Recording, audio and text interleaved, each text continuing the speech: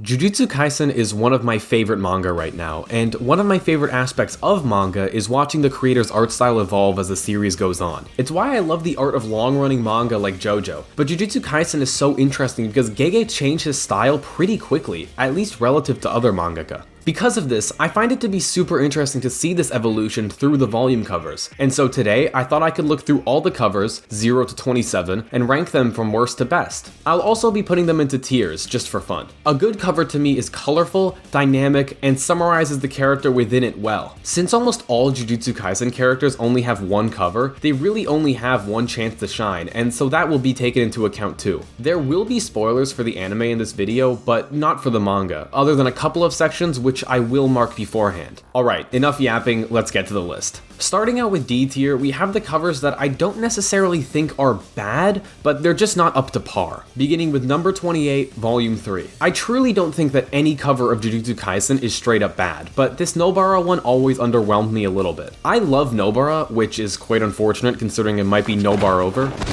But this is such a letdown of a cover. Her pose just isn't really dynamic like a lot of the other covers, and she looks kind of off. Like, her facial features look different, it just doesn't really look that much like her. My main issue is that the other two in the main trio got, spoiler alert, really good covers, and so seeing this relatively weak one for Nobara is disappointing. This is also Gege's earlier style of shading, where he made a lot of the characters super pale for some reason, and their skin in general is just very one note in terms of shading. Once again, this isn't a bad cover by any means, it's just disappointing as Nobara's only one, and it doesn't really do a great job at showing off her character. I think maybe a later cover with these tattoo-like designs could have been cool, but I can see why Gege wanted to get her cover out of the way early. She's a pretty important character, and it would have felt weird seeing her represented so late. Number 27, volume 6. This is a cover where I'm kind of torn on whether I like it or not. I really like the harsher outline of Mahito and how messy it looks. I think it fits him really well as a character and looks nice. I also like how he's within an amalgamation of transfigured humans and holding his soul. However, if you were somebody who hasn't read Jujutsu Kaisen, I don't think you'd really understand that, which is why I think that horror angle could have been done in a different way, which we'll see later on. This also has that early coloring, but it's not as bad here. My main issue here is that Mahito's hair is really the only thing that isn't some shade of beige. I think his expression also could have been stronger here, and the pose could have been cooler. There's just a better example of what this could have been later on, but we'll get there when we get there. Overall, this art is cool, but just has some mild aspects of it that hold it back. Number 26, volume 10. Now see, this is bad in a different way than our previous ones. This cover doesn't really have any flaw in terms of the way it's drawn. Mekamaru, or Kokichi rather, looks rather important and stands out amongst the robots. It's not a bad way of showing how he's no longer trapped as a robot, but man, this pose is so lame.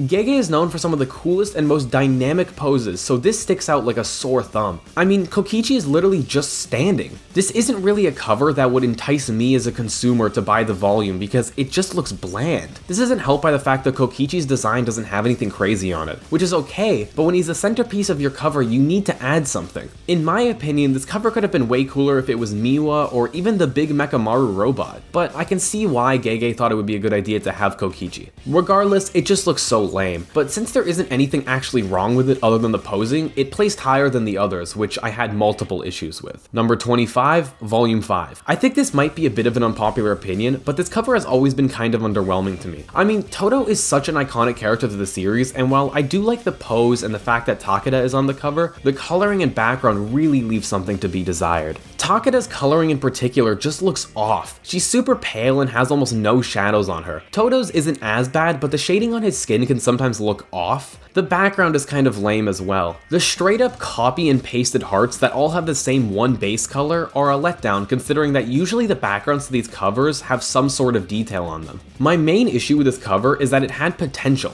Like I said, Todo is super iconic and therefore it should have been done more justice. My issues here are similar to the Nobara ones from earlier. It's just kind of stuck there with the shading and some odd posing. Overall, this cover isn't anything egregious, it's just unfortunate that it's what Todo was stuck with, cause I think he could have had a lot better. Number 24, volume 0. This cover is really just one thing. old. For the time it was drawn, I think it is genuinely one of Gege's better pieces, but it's just aged in terms of the shading, coloring, and line art. Firstly, what I like. I really enjoy the pose here. This was the beginning to the dynamic poses, and even though it isn't too crazy, I really like the art here of Yuta holding Rika. My main issue with this art is the coloring and the face. I don't think the face is poorly drawn, but it just looks a little bit off and not really like Yuta, even within JJK0. And the coloring has the same complaints as all the early covers. There really isn't enough shading for my taste, and the skin is really pale without much differentiation based on lighting. But I do still like this cover, and now is where the covers will generally start to be better as we've moved out of D tier and are beginning our C tier. Number 23, volume 26. Wow, maybe I spoke too soon. I'm kidding. Kind of. Look, I'm a semi-defender of this cover, but you've got to admit he looks a little weird here. If this was our only gojo cover, yeah, last place for sure. But since there's one more, I'm not being too harsh on it. There are also some design decisions that I really love. First of all, I like how his hair doesn't have an outline. It makes it kind of stand out, which is really nice on a cover like this where not much is happening. Second, I like the colors obscuring his face, and I think that they're drawn really well, especially considering that they're unfocused. I would have really liked this cover if not for the face. This just doesn't look like Gojo. I mean, why is he smiling like that? Why do his eyes look like that? It just doesn't look like him or really any other person that has ever existed. There's a lot to hate here, but I do think people are being a bit too harsh. It's not great by any means, but there are likable aspects of it to me. If someone had this in their last place though, I couldn't blame them. I think that this cover has one glaring issue, but besides that, it's pretty solid and actually does a nice job at summarizing what's within the volume. Number 22, volume 23. This is another cover where the person's face just looks kinda off. Yuki doesn't look as bad as Gojo, but she still looks kinda weird. It's just kinda the face though, honestly. The rest of her looks fine. This also suffers from the same background problem as the Todo one, except here I'm more lenient. This was done as a reference to Todo to show that she's his mentor, which I think is kinda cute. Still doesn't mean I like it though. The pose is good, and her cursed spirit in the background is a nice touch. I like the red pants too. The cover is really only held back by the face and its background, but I do think that both of those aren't as horrifying as the Gojo cover, so that's why she ranks above it. Number 21, volume 12. This cover is just kinda odd to me. Like, out of all characters to get a cover, why was Mei Mei chosen, and why was it done in this way? There could have been something cool done with her crows or with her weapon or something, but instead we get this cover which doesn't even really look like her. It doesn't help that her hair is unbraided. I've seen some people genuinely think that this is female Mahito. The shading on her is also kind of odd and looks incomplete to an extent. I'm just not a fan of the character chosen or the design in general, but it ranked this highly because besides the shading, it's actually drawn quite well. I just think that there were other characters in Shibuya who deserved a cover before Mei Mei got one, like Miwa, Ino, or even a Jogo/Maharaga cover. But overall, the art isn't bad, it's just there are some decisions here that baffle me.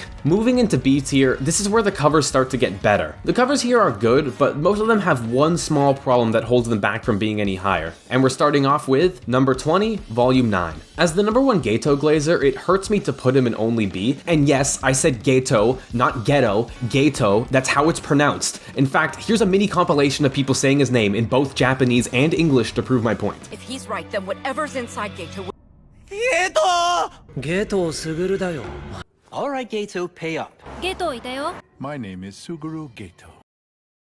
Anyway, my saltiness out of the way, we can go back to talking about the actual cover. This art is really nice, and I love the pose that Geto is in. The way he holds out the spirit orb is nice, and I like the expression on his face. This volume is also where Geto starts to become more depressed and turning to evil, so seeing that resentment in his face is a nice touch as well. My main issue with the cover is that Geto's clothes are super reflective for some reason. He looks like he's covered in oil, which, hey, I wouldn't mind. The lighting here is just really inconsistent, which is the only thing preventing it from greatness, but I do like how this is the design of Geto after hidden inventory. You can tell by the long hair. Overall, this art is really well done, with only one issue keeping it from A tier. Number 19, volume 8. Having Toji this low might be an unpopular opinion, but this cover is also kind of weak to me as Toji's only one. Toji has some of the coolest design aspects of any character in the whole series, but unfortunately this cover doesn't really show them off that well. I also think that his face just looks a little bit weird. Like, his neck is just a bit too wide and his face looks kind of swollen. But but this certainly is a good cover. There's excellent use of color here, and the green works really well. I also like the pose Toji's in. I just think that the cover could have been stronger, which is unfortunate to say because Toji deserves an awesome cover.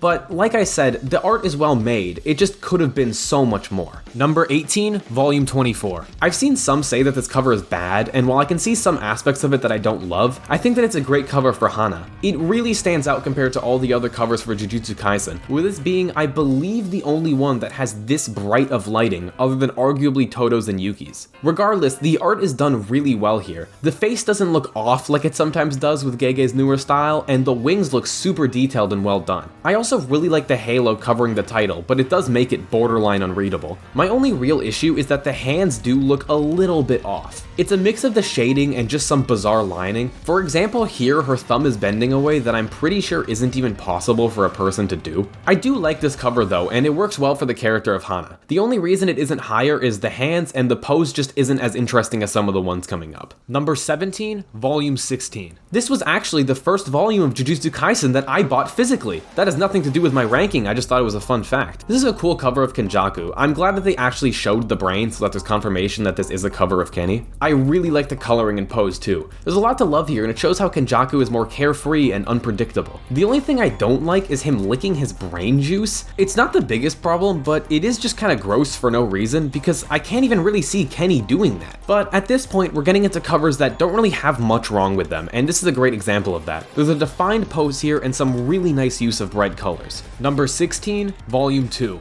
Despite this being the second cover ever, meaning that there was a lot of room for Gege to screw up, I think that he really did Megumi justice here, and in my opinion, it works as his only cover. The only other one I can really imagine is him with Maharaga, but this on its own is fine, and I think that there are other characters who should get a cover before he gets a second one. Back to this cover, I love the way Nue looks here. The harsh lines and coloring look beautiful. This is genuinely some of the best early JJK art. Megumi looks fine too, but his shading is a little off, as well as his head just being a bit of a weird shape, but those are minor nitpicks. I really like the way Nue was drawn here, and if Megumi himself had a bit more time to cook, this cover would have for sure been high A tier. Number 15, Volume 20. Similarly to the last one, I think that this is a really solid cover. I am a bit surprised this didn't go to Takaba or Kashimo, but it's still cool that Ryu got one. There really isn't anything wrong with this one other than this one ab being weirdly disproportionate. Besides that, the coloring is nice, there's a strong and defined pose, the face looks amazing, the background is good, and the jacket flowing is a super nice touch. Besides that one minor note earlier, I truly don't have any issues here. The only reason it isn't higher is just because everything from here on out is either super intricate or has a more dynamic pose that I enjoy. But I could for sure understand someone putting him and the next couple in A tier. Number 14, Volume 27. While I was writing this video, a new cover was revealed, with it being the expected Takaba cover. There's a lot to love here. First, the background is excellent with the Kenjaku emojis and the super detailed microphone. I also love the hands pointing straight at the camera. This is a really tough effect to pull off, but it's done really well here. I also just love how chaotic it looks. There's a lot happening here, but that fits Takaba so much as a character considering his personality and ability. My only problem is that Takaba looks a little stiff. It's odd because I wouldn't say that if he was any other character, but with a character as wacky as Takaba, he just seems a little stagnant here. I still really like a lot of aspects of this one though, which is why it's on the upper half of the list. And I do think it's cool that we finally got our Takaba cover. Number 13, Volume 17. This might be a contender for the biggest fraud on a cover, but we're not getting into manga stuff here. Naoya was a good pick for this cover, and he's drawn really well here. The lighting is super dark and is done really well to the point that it looks like a different art style. That isn't necessarily a bad thing though, and it contributes to Naoya looking straight up evil. This cover gives him a ton of aura, and it made me really excited to read about him. The blood spilling down his face is a nice touch too, and I really don't have any notes. It's just a solid cover through and through. And now we move on to A tier. A tier is going to consist of covers that go above and beyond. There's truly nothing wrong with any of these, and they all do a good job portraying their characters as well as being great works of art. Starting off with number 12, Volume 7. This cover does a lot. The fetuses in the background show Choso with all of his brothers. He's holding the hands of the two that were killed, and his face shows the despair he's probably feeling after their deaths. Another really nice touch is the hands being limp, showing that his brothers are already dead here. The cover is also just super well drawn. The lining is amazing, and the coloring is extremely strong as as well. The hands were given an excellent amount of detail, and it all rounds out to an amazing piece of art. One of the best covers in terms of proportions for the characters and telling a story within the cover itself. Number 11, Volume 21. This one always stood out to me when I would see Jujutsu Kaisen in stores before reading it. Kashimo's toothpaste blue hair complements the purple lightning super well, and his expression stands out a lot. The line art is also really sharp here, especially around the eyes. This just does a good job at showing off Kashimo's personality, as well as being a really detailed cover that stands out a lot among the other ones. My only note here would be that the pose maybe could have been a bit better, but I still really like what was done here. We waited long enough for a Kashimo-based cover, and it was well worth it when we finally got one. Number 10, Volume 15. This was the Mahito cover I mentioned a while ago. This is what the original cover should have been in my opinion. Mahito has the potential to look terrifying, and Gege does use him a lot for body horror with the way he transfigures humans throughout the series. There is so much that's amazing here. The pose, first of all, is excellent. Mahito holding his own arm makes it look like he's in agony, even though he likely isn't. Him ripping off his face also looks appropriately scary, and his eyes are rolling into the back of his head. The entire body shape and expression here shows how gross Mahito's ability really is. The coloring is also perfect. I'm not sure if it's meant to be blood or what, but the splashes all over the cover are stunning, and the color of Mahito's hair and body is also super amazing. This is also the only cover that shows a character doing a domain expansion. You can see his hands in his mouth and his eyes beginning to roll into the back of his head, which is a super nice touch.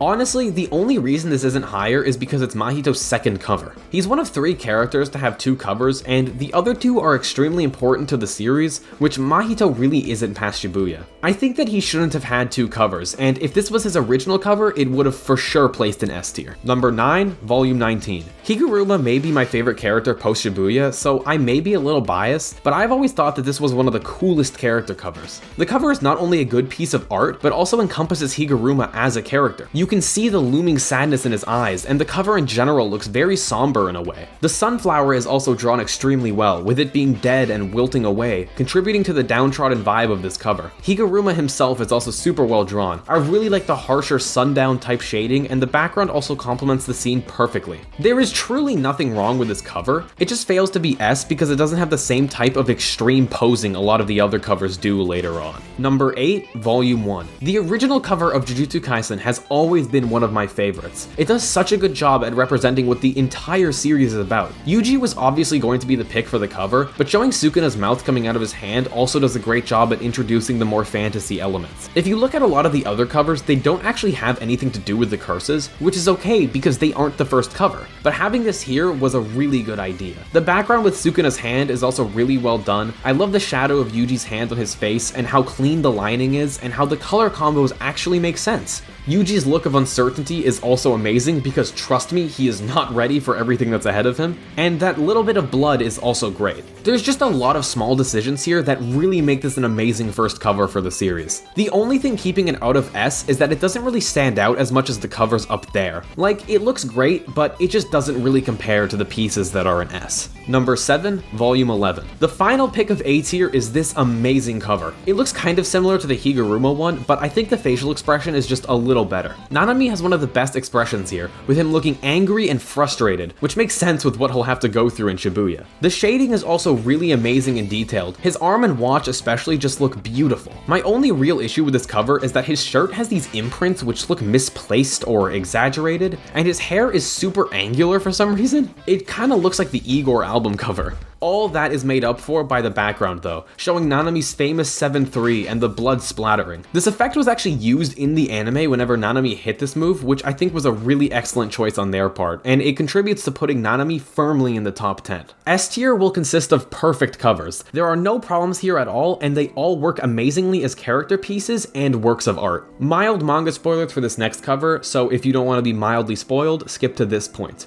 For the top 6 in S tier, these could honestly be arranged in any order, and I would understand someone putting any of these in first. But I do think that the worst out of them is number 6, Volume 22. There truly isn't anything wrong with this one though. I like the laying down pose, her scars are all drawn quite well, her expression is appropriate, the piece is well shaded and colored, I really like the way that her weapon is drawn, and also her locking pinkies with someone important, which I won't get into for spoiler reasons. This is an amazing cover, although I'm surprised it took Maki this long considering how long she she's been in the series. But if this was what Gege was cooking up, I'm glad he waited this long to give it to us. She looks appropriately intimidating and unhappy here, considering what she had to go through to get to this point. Number 5, Volume 4. This is, in my opinion, the obvious standout of early JJK art. It's some of the most expressive art ever done for the series, and the pose is super iconic. Gojo's face is absolutely perfectly drawn here. The perspective is amazing, and everything feels in place. His eyes aren't the blistering blue that they usually are, but I still think that they look good. The pose is also fantastic, and the hand is drawn really well. The coloring is also really well done, and the background is striking. Gojo taking off his blindfold shows that he's getting serious, and it was an interesting choice to have his hair down. My only real issue is that if I'm honest, I can't see Gojo doing this. Especially him sticking out his tongue, it just doesn't really feel in character. I feel like he'd have a sly smile or something, but that's really a minor issue, and I do think that this expression looks good. The only thing is that we still don't know what this white thing is. I've seen some say it was an early design for Hollow Purple or something, but I'm not taking off points for something like that. This is a really good concept for a cover, and it was executed extremely well. Number 4, Volume 14. I feel like I don't see this cover talked about online, despite how good it is. It stands out a lot among all the other covers, with a really unique coloring style throughout the whole thing that isn't really present in other pieces of Gege's art. There's this really beautiful blue-purple hue to this artwork that makes Sukuna look really different than he often does. Usually he has a darker or reddish color scheme, but here it looks really unlike any other time. His pose is also really excellently done. I love the mouth coming out of the palm of the hand, and the other hand is also drawn quite well. Him throwing the fingers at the viewer makes them look unfocused, which is a really interesting artistic direction to take this piece. His clothing here is also really flowy, and the 4 eyes looking directly at the camera is a really nice touch. This just feels like such a unique piece of art and truly shows the peak of Gege's coloring ability. While there are 3 covers above this, I'd say that this might be the best one in terms of color alone.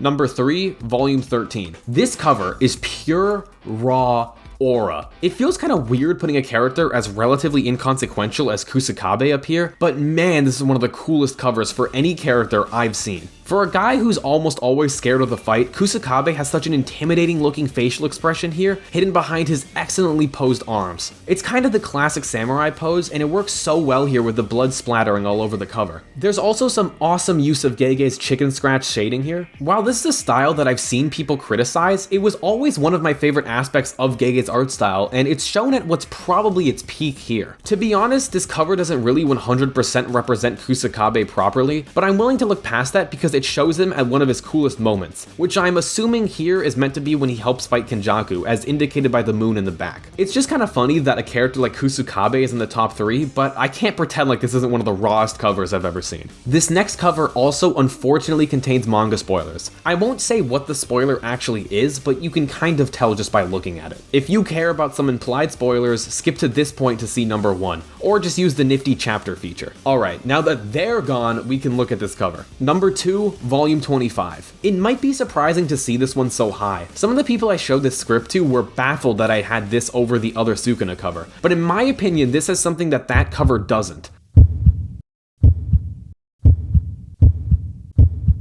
Aura. Sukuna looks so confident here, like he knows he's going to win. The way he pulls his hair back and has the fingers sticking out of his mouth shows how cocky he is in his current state. There's no hesitation in his pose or expression. It's like he already knows he's won. The universal red lighting is also really nice here. While it is less unique than the other cover, the lighting all on Sukuna contributes to the vibe of the cover. I know I already talked about it, but that pose with his hand so close to the camera is such a bold decision on Gege's part, but it paid off hard. I think it's so funny how this cover was right before the second Gojo one. I think it just goes to show how inconsistent Gege can be sometimes, but that's neither here nor there. Overall, this really is a perfect cover. I can't think of anything better. Oh, except for number 1, Volume 18. This was always my number 1. As I was making this video, I think almost every other cover switched places, but there was never any doubt in my mind for this one. Kinji Keep Gambling Hakari was the only person who could have been up here. What is there to even say that I haven't already said 55 times in this video? Hakari's face is drawn with so much detail here. This was possibly my favorite era of the JJK style. The cross-hatching on his face, especially around his nose, is so detailed. This is really a piece you have to see in person. The explosion of color is also just so Hakari. His unpredictable and eccentric personality is shown here through some of the excellent color choices. I really like his hair and the slits in his eyebrows as well. Him holding up that money shows how much he cares about it, and the rough card outlines show off Hakari's most well-known personality trait. For lack of a better word, he just looks so cool here. One thing that is also pretty unique about this cover is that it's the rare one where the character on it isn't introduced beforehand. Hakari is almost never seen before this point, and he's pretty sparsely mentioned, so this is really a reader's first impression of the guy, and it does its job excellently for all the reasons I just outlined. Overall, Hakari's cover is one of my favorite manga covers of all time. The overstimulating colors and repeated designs of the cards and mahjong pieces, I believe that's what they are, sorry if I'm wrong, create an excellent effect appropriate for the character, as well as creating my favorite Jujutsu Kaisen cover of all time. And that was my list. If you have your own ranking, feel free to leave it in the comments. I'm always interested to see what people think, and please don't execute me for putting Toji so low. Thank you for watching.